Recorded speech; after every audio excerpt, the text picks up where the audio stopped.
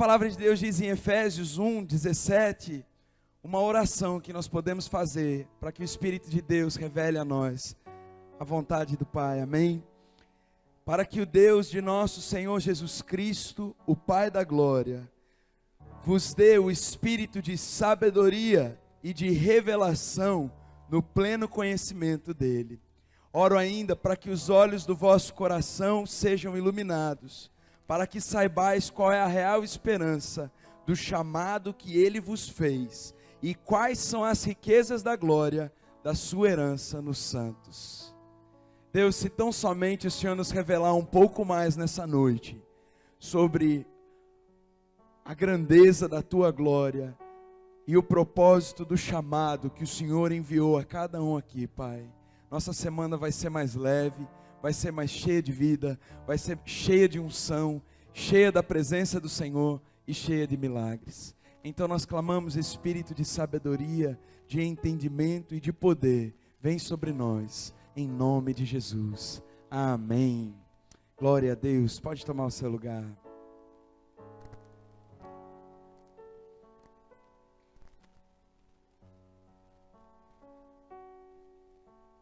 Estava orando hoje sobre a palavra e perguntando ao Senhor o que é que a igreja precisa ouvir hoje e como nós podemos nos mover sobre o que Ele vai falar. E assim que eu terminei de tomar banho, fui enxugar o cabelo, assim, o Espírito de Deus falou comigo. Meu Deus, fiquei tanto tempo ali na sala meditando e estava indo para outra direção, mas de repente, é isso, Deus, é isso. E Deus falou comigo sobre viagem. E será que é porque eu estou pensando muito em Israel? O Espírito de Deus vai confirmando. E durante o culto, o Espírito de Deus foi confirmando cada palavra que Ele tinha entregue naquele momento. Tomou Leda, falou sobre algo que está aqui, eu falei, tá bom, Espírito Santo, já sei que é você, agora deixa um pouquinho para eu contar também, senão não vai ter graça. Depois pegou fofinho, falou também sobre o povo de Israel no deserto, e essa história que eu queria compartilhar com vocês, uma perspectiva que está em Êxodo 14.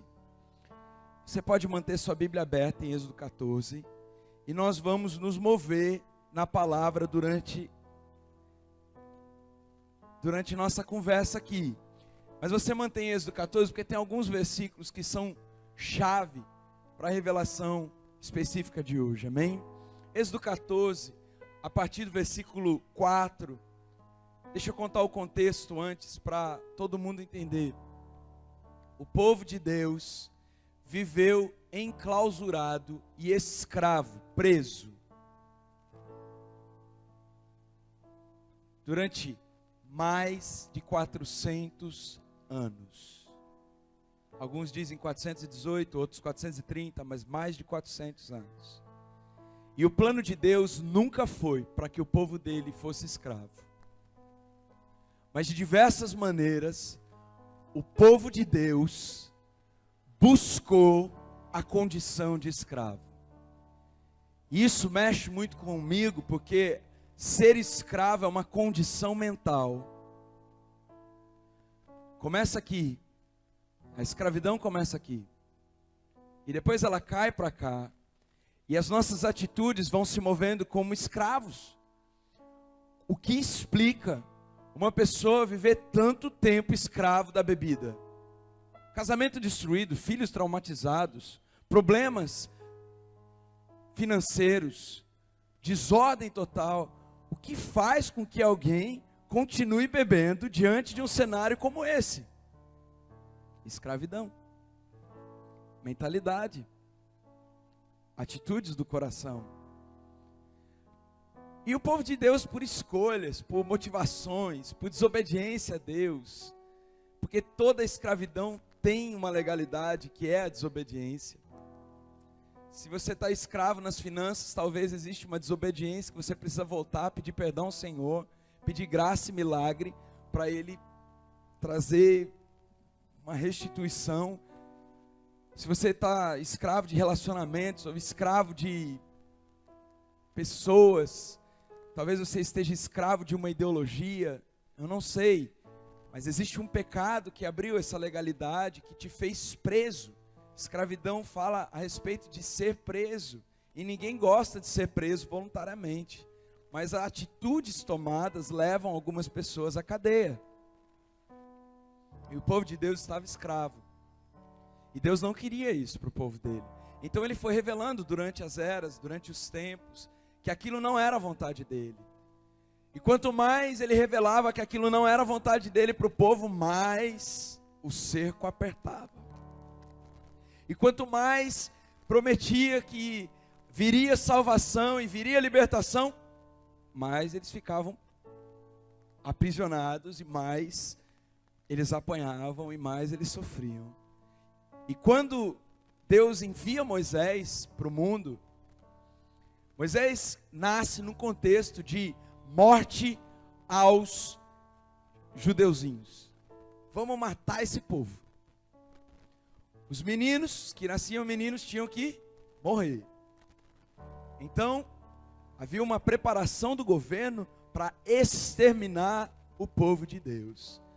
Vocês sabem a estratégia que a mãe de Moisés usou: uma cestinha embetumada e botou no rio, botou Miriam para assistir e ver se, quando a filha de Faraó estivesse por ali, não pegaria ele com compaixão de ver um bebezinho e criaria ele.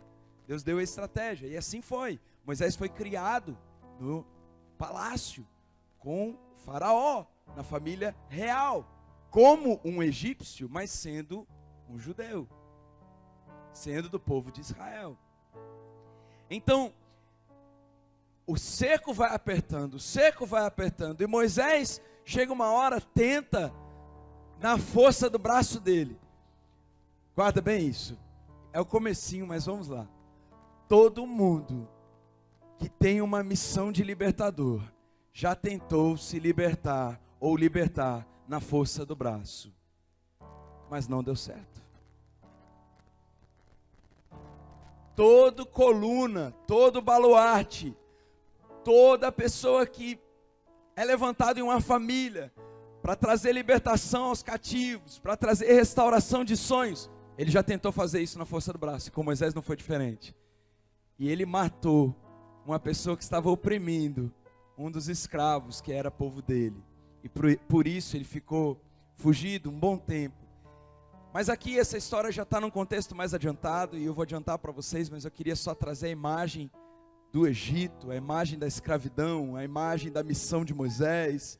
E Deus, uma vez mais, levanta Moisés, e agora Moisés não vai mais na força do braço, mas vai no poder do Espírito, e Deus vai gerando aquela paciência, né, de esperar as pragas virem, e o coração de Faraó endureceu cada vez mais, até que chegou uma praga que foi ceifar todos os primogênitos, inclusive do gado, de tudo. Percebe que na mesma medida que Faraó mediu com o povo de Deus, Deus mediu com o povo dele? Pois então, por que você quer fazer vingança com o seu próprio braço? Não é você quem mede a intensidade, o poder e a força com que os seus inimigos serão abatidos, porque na fúria que eles se levantaram contra você, você tem um Deus que no tempo certo vai se levantar com fúria contra o seu inimigo. E Deus acaba com todos os primogênitos do Egito. Não sobrou para ninguém, nem o cachorrinho de estimação. Era o mais velho, tchau, morreu. E inicialmente o coração de Faraó se abre. Nossa, verdade, Deus está com esse povo, então deixe que o povo vá. Só que não. No meio do caminho ele se arrepende, e ele manda perseguir o povo e capturar novamente. E é aqui que nós nos encontramos nesse momento da história, no momento em que, depois de todas as pragas, ele tem endurecido o coração, Moisés ter obedecido a Deus, ter voltado lá, não agiu na força do braço, passou no teste. Então Deus libertou o povo do Egito. Só que os egípcios vêm vindo perseguindo o povo de Deus. E é aqui que nós nos encontramos. Êxodo 14. Então, endurecerei novamente o coração do faraó, e ele vos perseguirá, e serei glorificado no faraó e em todo o seu exército, e os egípcios saberão que eu sou Yahvé. E eles assim fizeram. Sendo, pois, anunciado ao rei do Egito que o povo tinha fugido, transtornou-se o coração do faraó, de seus servos contra o povo, e eles exclamaram: que é isso que fizemos, deixando os filhos de Israel, nossos escravos, fugirem de nosso serviço? Rapidamente, Faraó mandou aprontar sua carruagem, tomou consigo seu exército, levou consigo todos os carros do Egito, inclusive 600 dos melhores carros de combate, cada um com um oficial no comando. Imagine a cena: todos os carros do Egito, carros de guerra, cavalos, toda a armadura do Egito, todos os chefes do exército egípcio, todos eles, bota para a rua para correr atrás daquele povo. Eles são nossos escravos, nós não podemos ficar sem eles. Acredito que por um momento o faraó botou a mão na cabeça e falou: meu Deus, onde eu estava com a cabeça quando eu falei para esse povo ir? Quem é que vai produzir riqueza para a gente? Quem é que vai servir cafezinho, chá? Quem é que vai fazer o trabalho que ninguém quer fazer? Quem é que vai plantar e colher? Opa, essa é uma missão de vida ou de morte. Vamos atrás deles. Se você é o povo egípcio, você está com uma armadura bonita, você está com um carro equipado, acho que ele é turbo, mas não é 1.0 não. Você está na situação, você é o escravocrata, mas se você é o povo de Israel, tira a sandália e corre, brother, porque não vai ter salvação para você. Quem já apanhou de chinelada voadora sabe do que eu estou falando. Quando a mãe levanta a Havaianas, meu irmão, corre. Corre porque ela vai te pegar. Ela tem a chave da casa. Ela não vai deixar você sair até você tomar uma biaba. Um dia, eu nunca tinha visto isso na minha vida, quando eu tinha 7 anos. Minha avó, eu tenho um tio mais novo de todos, então ele é meio da nossa idade assim. E minha avó disse algo para ele, tipo: Saulo, você pegou o carro escondido de novo. E ela morava numa casa, tipo uma chácara assim, um rancho. E ela tinha varal de bambu, sabe, o bambu estende varal. E ela pegou o bambu, irmãos. Ela parecia uma paralímpica. Ela foi atrás dele com tanta convicção, que o braço dela não alcançou, o bambu alcançou. Pá, certeiro. Foi na cabeça. Foi na cabeça. E eu fico imaginando o povo de Israel correndo, e o povo egípcio cheio de munição, cheio de armas, carros potentes, e eles de havaianinha. Opa, tira o havaiano e corre. Meu irmão, o coração deles devia estar pulando pela boca. E no meio desse cenário todo, o Senhor endureceu o coração de Faraó, o rei do Egito, e ele perseguiu os israelitas, está no versículo 8, que marchavam triunfalmente. Eles estavam assim, até ouvirem o brado dos perseguidores, estavam assim: glória a Deus, Deus nos livrou do Egito, somos livres. Cântico de peregrinação. Que maravilha! E daí os egípcios, no versículo 9, começaram a perseguir com todos os cavalos e carros do faraó, e os cavaleiros de seu exército os alcançaram. Opa, sujou.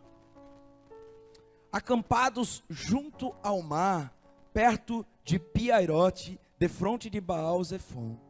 Quando o faraó se aproximou, os filhos de Israel levantaram os olhos, e eis que os egípcios vinham atrás deles. Tiveram grande medo. E então os filhos de Israel clamaram a Yahvé. A situação muda de uma hora para outra. o triunfo vira lamento, vira medo, vira tristeza, vira aflição, vira angústia. Estava tudo bem, eles estavam caminhando triunfalmente, até que os carros de Faraó os alcançam. E depois deles clamarem a Deus, eu vejo algo que parece muito com a gente aqui. Eles reclamaram a Moisés. Reclamaram a Moisés: não havia talvez número suficiente de sepulturas no Egito, e por isso nos tiraste de lá, para morrermos no deserto. Por que nos trataste assim, fazendo-nos sair do Egito? Não é isso que te dizíamos no Egito? Deixa-nos em paz, deixa-nos para que sejamos escravos dos egípcios em paz, pois melhor nos fora servir aos egípcios do que morrermos no deserto. Então Moisés encorajou seu povo, dizendo: não temais, permanecei firmes, e vereis o que Yahvé fará hoje mesmo, para vos salvar a todos. Porque os egípcios que vedes neste momento, nunca mais os tornareis a ver. E Yahvé combaterá por vós. Quanto a vós, acalmai-vos e ficai calados. Pronto, a mensagem é essa. Mas vamos tirar algumas lições? Número 1. Antes de Deus transformar o meu destino, Deus quer transformar o meu coração. O povo de Israel já estava com o destino transformado, mas o coração ainda precisava ser provado. Deus já tinha dado a sentença, estão livres. E quantas vezes eu me identifico com isso? O Senhor já deu a sentença, eu já estou vivendo em liberdade, mas de repente, algo acontece no meio do caminho, que me faz desacreditar. Alguma circunstância, um perseguidor, uma doença, algo que certamente é temporário, porque se Deus te livrou, te libertou para viver a promessa, Ele é o principal interessado em fazer com que você viva, até que a promessa seja cumprida. Aquele que te deu o destino, é o primeiro que quer fazer com que você chegue ao destino. Ele não tem interesse nenhum de sucumbir os seus sonhos, Ele não tem interesse nenhum de defraudar você. Ontem nós falávamos um pouco sobre isso, que o Senhor, Ele promete e cumpre. Diferente de outras pessoas que nós já convivemos na nossa vida e história, pessoas que prometeram e não cumpriram, votaram, mas não foram até o fim, pais, irmãos, amigos, sócios. Deus não é homem para que minta, e nem filho do homem para que se arrependa. Ele não vai te defraudar. Se Ele disse que vai te dar a promessa, Ele vai te dar a promessa. Ponto. Então, o desespero do povo foi levantado para Deus. Eles estavam triunfantes e de repente cheios de medo. E eles clamaram a Yahvé. Até aqui eles estão crentes, estão ungidos, estão santos. E assim somos nós clamamos a Yahvé. O que nós estamos fazendo aqui nessa noite? Mas quando chega na segunda-feira, o WhatsApp de fofinho não para. Porque ele é o nosso Moisés, não é? Por que Deus deixou fazer isso comigo?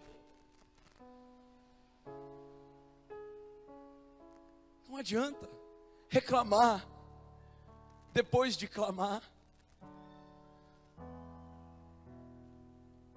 Porque antes de Deus querer te dar um destino, Ele quer te dar um coração capaz de viver nesse destino. Enquanto nós não aprendemos a viver da provisão do Senhor, nós não podemos experimentar o milagre do Senhor. Então muitas vezes nós estamos no meio da caminhada, e basta acontecer um ruído de chuva, de desgraça, de circunstância em desacordo com aquilo que eu esperava, para eu primeiro orar, mas depois reclamar.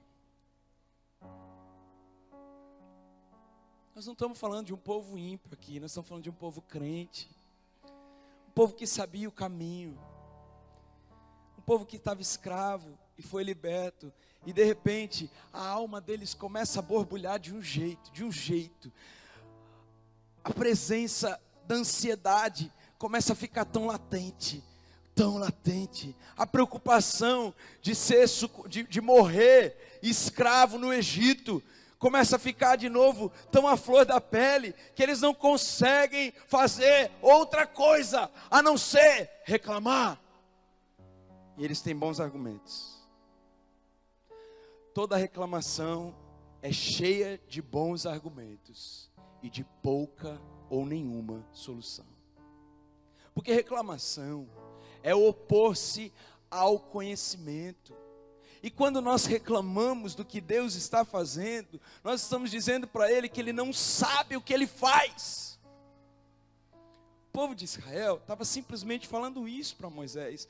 Deus não sabe o que faz. É por falta de sepulturas no Egito que Ele nos tirou de lá? A reclamação, ela vem junto com a ironia e o sarcasmo do conforto do que eu quero e não do que eu preciso. Porque conforto não prova coração para alcançar um destino. O fracasso sim. O risco sim. A dúvida sim. As circunstâncias tronchas sim. Mas o conforto não. E nós gostamos de viver confortáveis. E todas as vezes que o nosso conforto é desafiado, ainda que tenhamos tido já um grande triunfo, nós tendemos a ser como o povo de Israel, a olhar para Deus e clamar, e a olhar para os nossos líderes e as pessoas que estão mais próximas de nós e desabafar, dizendo: Deus não sabe o que faz. Por que Ele fez isso comigo? Por que Ele me tirou do Egito? Porque Ele me deixou com esse gostinho de alegria? É para me deixar mais triste? É porque faltavam sepulturas no Egito?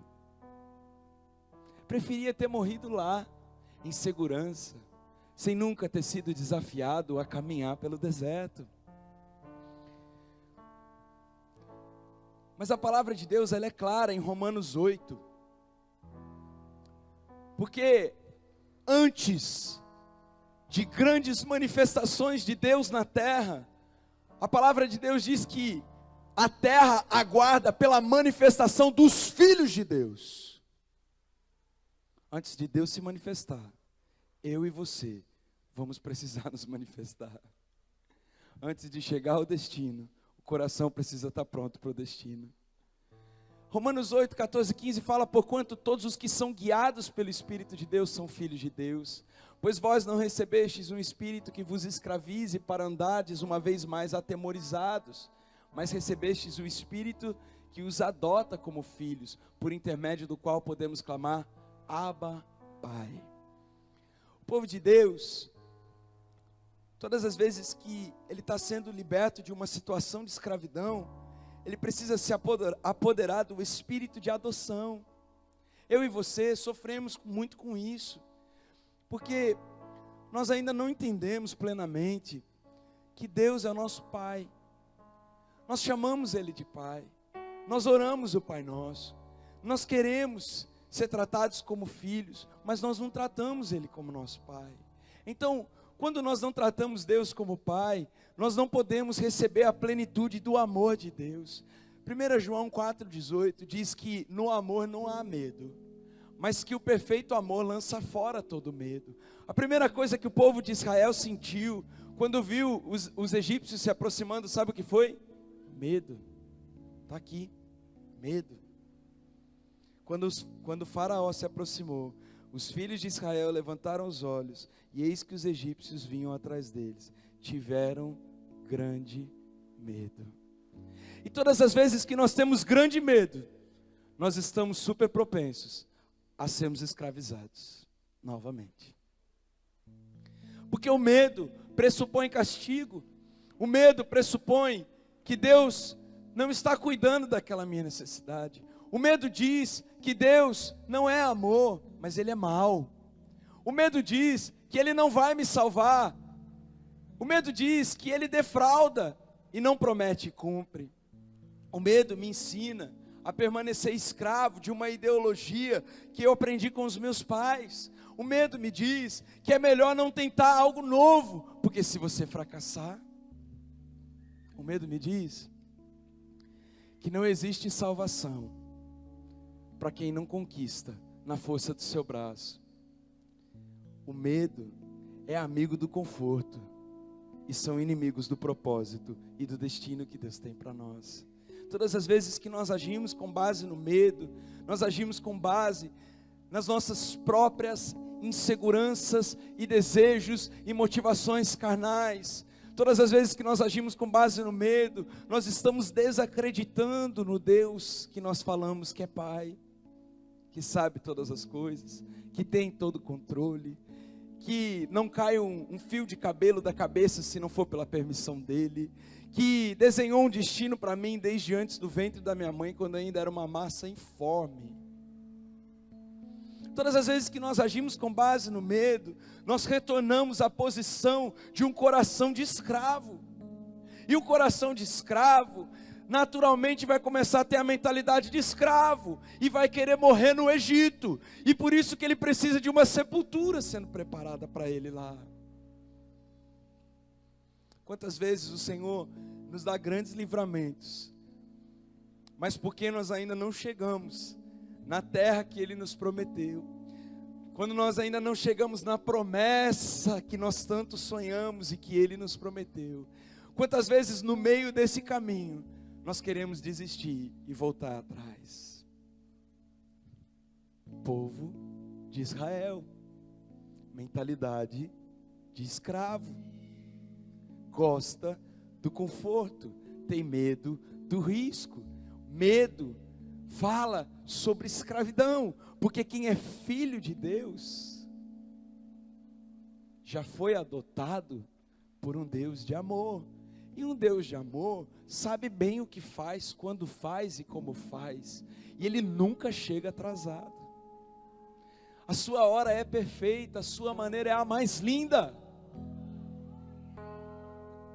Nós gostamos de falar do mar se abrindo, mas vamos falar do antes do mar se abrir. Quais eram os sentimentos que esse povo tinha? O que eles falaram para Moisés? E o que eu e você estamos falando hoje para Deus, para os nossos líderes, para as pessoas que nós amamos e confiamos, para os nossos intercessores. Olha, ora por mim, porque está tão difícil. Perdi o emprego. Saiu de casa, meu Deus, não vejo mais esperança. Deus tinha falado, tinha prometido, olha, o ventre ainda está vazio, olha, ela ainda não mudou, o casamento está destruído. Veja, veja, veja, contra fatos não há argumento, olha o saldo do banco. Quais são os seus fatos? Porque onde estão os seus fatos, ali estão os seus argumentos. Porque os nossos fatos devem estar baseados nestes fatos, contra os quais nem o capeta tem argumento. Contra esses fatos não tem argumento. Porque os fatos eram que Jesus ia continuar morto e enterrado num túmulo. Mas foi só um dia e meio. E esses fatos mudaram, porque os fatos de Jesus estavam baseados nas promessas de Deus e não na realidade circunstancial, temporal, passageira e mentirosa. Se você assistir jornal muito tempo, você vai ficar cheio de medo. Mas se você ler a Bíblia há muito tempo, você vai ficar cheio de fé. Se você ouvir a CBN o dia inteiro, você vai ficar cheio de medo. Mas se você ouvir a palavra de Deus o dia inteiro, você vai estar cheio de fé. E a maneira do que você está cheio, como nosso AP Fofinho disse, é a maneira como você vai agir e reagir. Como nós estamos alimentando o nosso coração.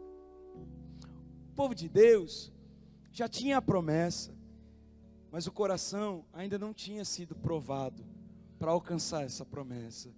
E Deus preferiu dar um teste para que eles pudessem avançar rumo à terra prometida. Nós conhecemos a história, podemos lê-la de trás para frente, de frente para trás, e sabemos que eles ainda foram reprovados um bocado de vezes. E talvez essa seja uma boa lição para mim e para você. Não só uma boa lição, como uma boa oração. Eu não sei se você gosta de perder tempo, mas eu não gosto não. Então eu tenho orado assim: Deus, não me deixa perder tempo nas coisas que eu já deveria ter aprendido. Porque eu só tenho uma vida para viver.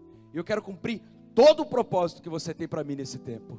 Eu não quero ficar pela metade, como o povo do Egito. Não, eu quero cumprir todo o propósito. Só é filho, Romanos diz, quem aceita o Espírito. E quem aceita o Espírito, entende que as coisas do Espírito não são as coisas do homem natural. Quem é que pode discernir o homem espiritual, senão o homem espiritual? Quem é que pode discernir as coisas do Espírito, senão o homem que anda no Espírito? Quem é que pode ver milagre acontecendo, senão alguém que tem fé que o milagre pode acontecer? Quantas vezes nós queremos interpretar a palavra baseado na nossa carnalidade, e quantas vezes nós interpretamos a nossa realidade com base na nossa carnalidade? Enquanto nós fazemos isso, não tem solução para nós, porque a solução está em ser filho, ser aceito, ser cuidado, ser adotado por um Deus que nos ama, e um Deus que nunca perdeu o controle, e não é hoje que Ele vai perder o controle da sua vida. Ele foi, Ele é, e Ele sempre será. Jesus Cristo, Ele é o mesmo ontem, hoje e para sempre. E Hebreus foi escrito depois de Mateus, Marcos, Lucas e João, porque se fosse escrito antes, não poderia dizer o para sempre, mas nós podemos dizer o para sempre em Hebreus, porque em Mateus, Marcos, Lucas e João, a morte de Jesus é retratada com uma perspectiva temporária de fracasso, porque o sucesso da morte de Jesus não está no como Ele sofreu, mas no como Ele venceu aquilo que ninguém pode vencer, a morte. Se nós tivermos a nossa perspectiva no Espírito de Deus, nós conseguimos aceitar as realidades de Deus com mais facilidade. Se nós andamos no Espírito, se nós oramos Efésios 1, como nós oramos no começo dessa palavra, Deus abre os olhos do meu coração, me dá o discernimento e a sabedoria para enxergar aquilo que eu não vejo. Abra os olhos do meu coração. O apóstolo Paulo, ele enxergava muito bem, mas de repente, num suposto acidente, Deus deixou ele cego por um período, para que ele pudesse simplesmente entender que o jeito que ele enxergava as coisas não era o jeito que Deus queria que ele enxergasse as coisas. Talvez eu e você hoje estamos sufocados por uma visão embaçada, não estamos enxergando como nós precisamos enxergar. Se você é filho de Deus, como você é filho de Deus, está na hora de parar de querer ver tudo nas circunstâncias naturais, está na hora de dar um passo de olhos fechados no natural, mas de olhos abertos no espiritual, clamando para que a promessa do Senhor não se atrase, e para que o seu coração não seja reprovado.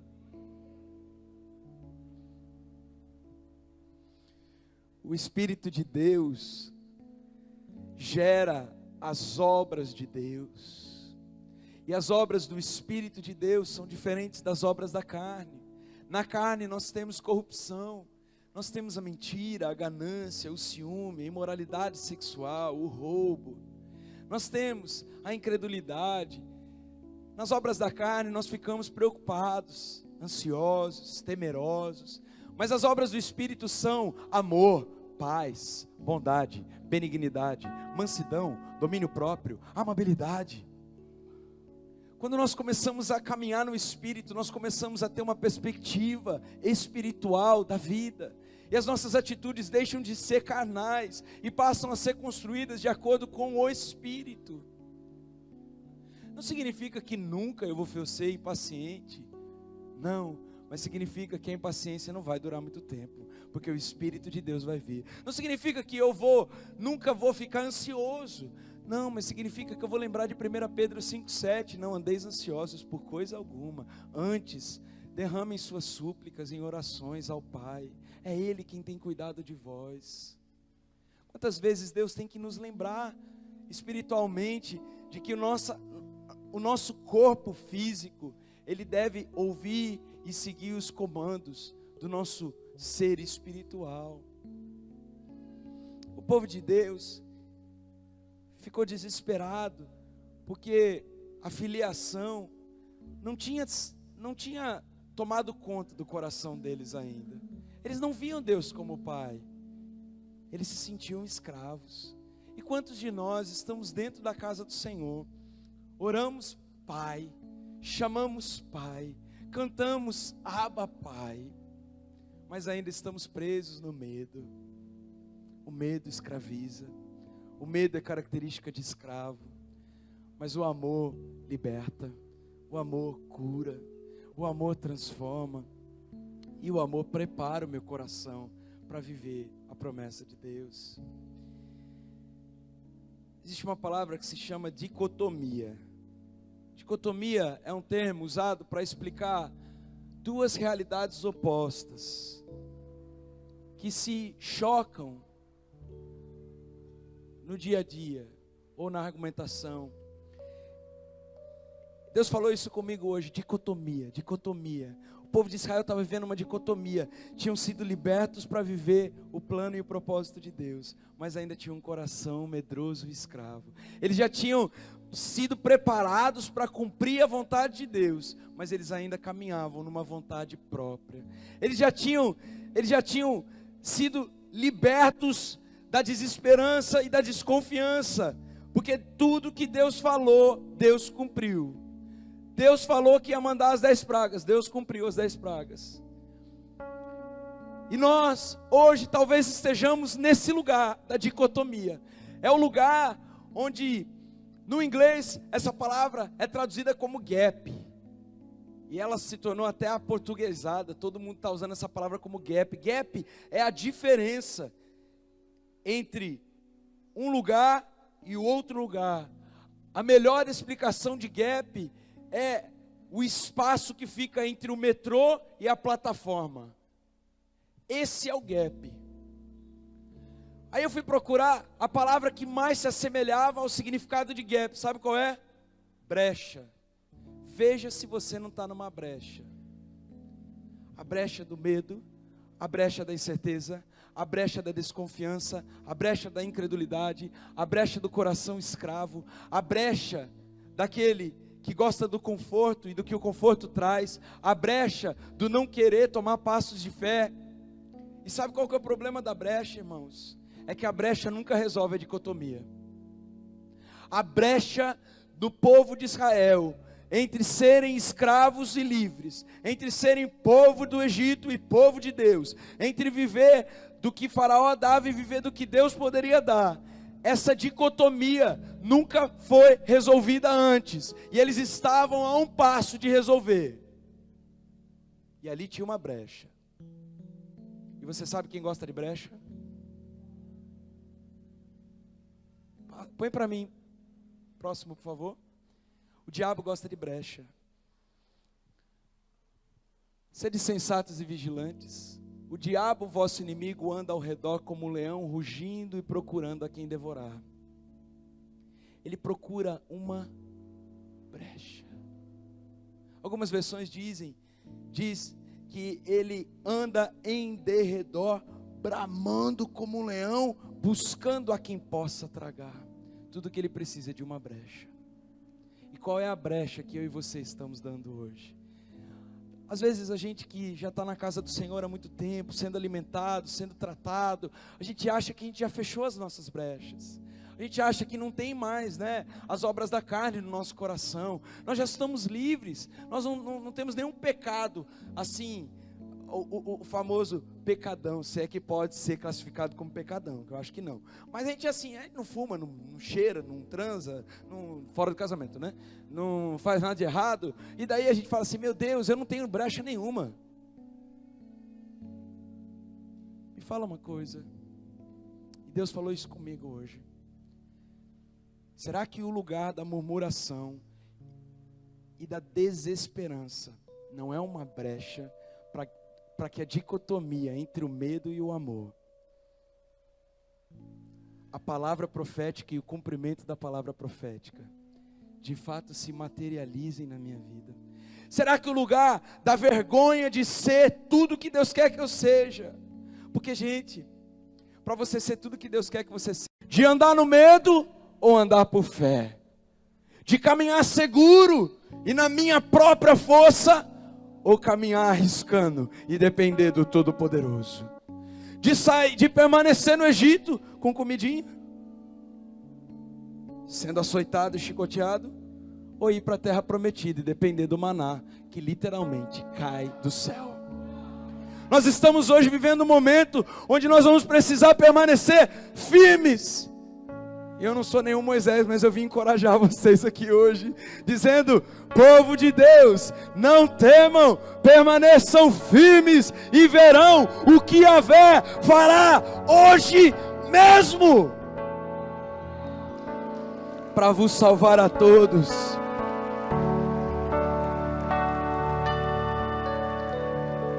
Porque os egípcios, os inimigos, os gigantes que vocês estão vendo hoje, as pessoas que se levantaram, as calúnias, o divórcio, a doença, a pobreza, o desemprego, a crise, os sonhos perdidos, as frustrações, o negócio que deu errado, aquele que traiu. Os egípcios que vede neste momento, nunca mais. Eu gosto disso. Sabe por quê? Porque tem inimigo que a gente nunca mais quer ver a cara. Quem já passou fome nunca mais quer passar fome. Quem já foi traído nunca mais quer ser traído. Quem já foi perseguido nunca mais quer ser perseguido. Sabe por quê, igreja?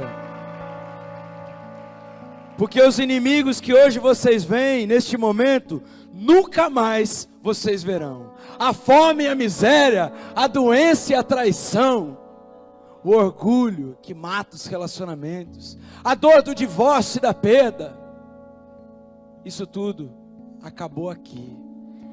Porque a palavra de Deus diz em Êxodo 14:14, Yahvé combaterá por vós. Gente, se eu tivesse a força de Israel, do exército israelita em meu favor, eu já me sentiria seguro. Mas o povo de Israel, que hoje é um povo forte, um povo bélico, um povo poderoso economicamente, nessa época, estava na beira de um mar que não se abria. E tinha um outro povo egípcio correndo atrás deles. E eles não tinham um exército poderoso e forte. Mas eles tinham a palavra que Moisés liberou, que Yahvé combateria por eles. Eu sei que para você não está talvez soando como uma notícia espetacular, mas essa é a melhor notícia do nosso ano e da nossa vida. Que eu não preciso me preocupar, porque o Senhor combaterá cada inimigo e eu nunca mais vou vê-los na minha frente. Porque você sabe o que aconteceu com o inimigo? Você sabe o que aconteceu com o inimigo? Calma aí, você sabe o que aconteceu com o inimigo? Todo o exército egípcio, todos os carros, todos os armamentos, depois que o coração do povo mudou, Moisés disse: Yahvé combaterá por vós, quanto a vós, acalmai-vos e ficais calados. Vamos fazer um jejum essa semana? Jejum de cala a boca. Vamos fazer um jejum de não murmurar. Vamos fazer um jejum de confiar e ficar bem quietinho. Vamos fazer um jejum de não lutar na força do nosso braço. Vamos fazer um jejum de confiar, ainda que o mundo esteja desmoronando, descansar. Vamos, porque quando o nosso coração for aprovado nessa promessa, o Senhor, irmão, Ele dá um sopro aqui, Ele mata todo mundo. Ele ergue a voz e todos os seres obedecem. O mar se agita e as tempestades vêm e vão, furacões e terremotos tocam toda a terra. Aquele trabalho que você acha que vai trabalhar amanhã, se ele disser não, você não acorda amanhã. Ele derruba a empresa, ele põe alguma coisa, ele tem todo o poder. Ele levanta, ele abate. Esse Deus, quando o nosso coração está descansado nele. Salmo 46. Eu quero me empolgar com vocês. Mas antes, a gente precisa ter a base da empolgação, porque depois que acabar esse culto, vocês têm uma semana para vencer, e eu também, com base nesses princípios, nós vamos precisar agir como povo de Deus. Ele dá fim às guerras. Vamos ler juntos, fica de pé. Ele dá fim às guerras. Oh glória, Ele dá fim às guerras. Quem está em guerra aí, quem está em guerra de finanças, quem está em guerra de relacionamento, olha o que a Bíblia diz, Ele dá fim às guerras, até os confins da terra. Recife passa pelos confins da terra. Ele quebra o arco e despedaça a lança, toda seta de doença, toda seta de morte, toda calúnia que se levantou, toda difamação, Ele quebra o arco e despedaça a lança, com chamas destrói os carros de combate, e Ele diz, cessai as batalhas. Algumas versões Ele diz, parem de lutar, e sabei que eu sou Deus, serei exaltado entre todas as nações, serei louvado na terra, o Senhor dos exércitos está conosco, o Deus de Jacó é a nossa fortaleza segura, Ele é a nossa torre forte.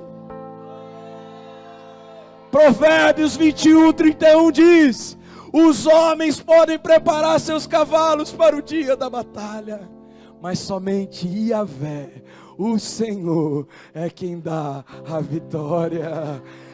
Calem a boca e vejam o Senhor. Você pode dizer o que for, irmão. Você gosta de fazer planos? Eu também. Você se acha bom em planos? Conversa comigo um pouquinho, eu também gosto. Gosto de planos. Você é bom de discutir relacionamento? Pega uma conversa comigo, também gosto de discutir relacionamento. Você gosta de resolver na força do seu braço e chama todo mundo que não faz isso de preguiçoso? Eu também faço isso.